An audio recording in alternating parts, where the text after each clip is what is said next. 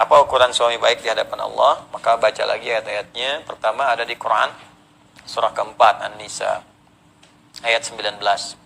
Ya.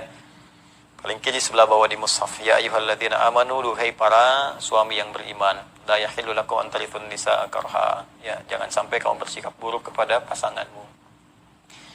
Jangan wariskan sikap-sikap yang enggak baik. Bisa menahan diri dengan baik. Bagaimanapun itu titipan.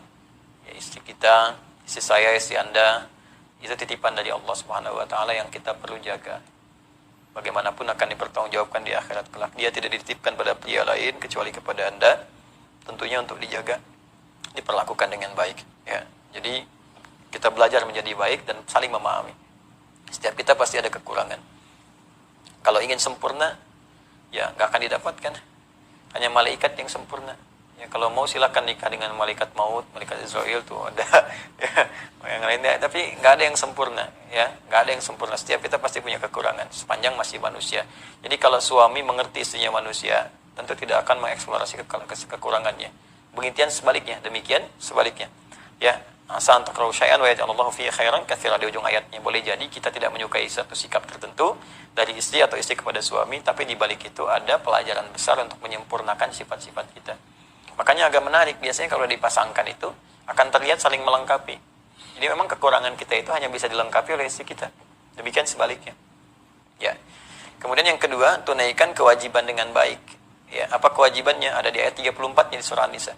Ar-rijalu qawwamuna 'alan nisa bima faddalallahu ba'dahum 'ala ba'din wa bima anfaqu min amwalihim. Ya, lelaki itu qawwam, menjadi pelindung, pengarah di keluarganya, mataharinya. Ya, apa fungsi matahari? Nyinari. Sinar itu kan kalau ada pakaian basah disinari kering kan. Hangat, melindungi, maka lindungi. Kalau ada yang mengganggu isi keluarga, sengat dia dengan sinarnya. Ya, ada air mata, ya keringkan di pipinya dengan sinar-sinar kebaikan itu. Jadi pemimpin yang baik itu maksudnya. Makanya laki-laki diibaratkan dengan matahari. Nabi Yusuf pernah bermimpi. Ya, ini ra'aitu ahada asyara kawkaba wasyamsa wal qamara ra'aituhum li sajidin. Jadi saya melihat di mimpi saya 11 gemintang, 1 matahari, 1 bulan semua sujud. Maka ditafsirkan 11 itu saudaranya. Ya, beliau 12 bersaudara, 11 saudaranya, matahari bapaknya, Nabi Yaqub alaihissalam, kemudian bulan ibunya. Ya, ibu, ya perempuan itu rembulan. Apa fungsi rembulan? Bulan itu untuk dilihat keindahannya. Ya, pantulan cahayanya kan keluar. Kalau pengen lihat indah kan rembulan. Kalau pengen lihat kekuatan ya matahari. Nggak ada orang pengen lihat matahari keluar, tidak.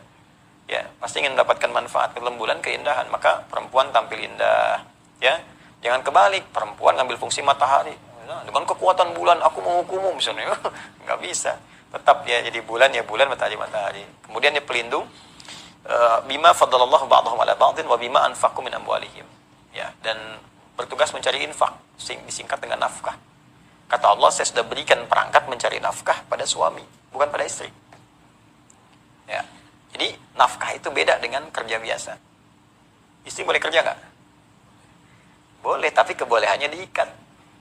Apa ikatannya? Tanpa mengabaikan kewajibannya di rumah tangga kalau sudah menikah. Ada anak jangan sampai terabaikan, nggak dapat asinya, nggak dapat perhatiannya, pendidikan, kasih sayang ke ibu hilang. Lebih dekat dengan asisten rumah tangga dibandingkan ibunya, itu salah.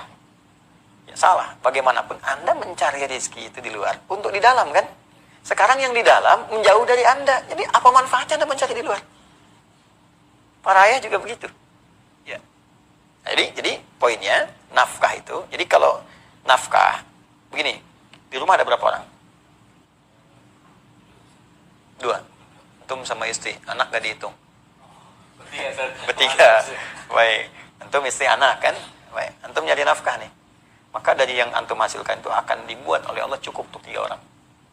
Berapapun jumlahnya. Makanya luar biasa.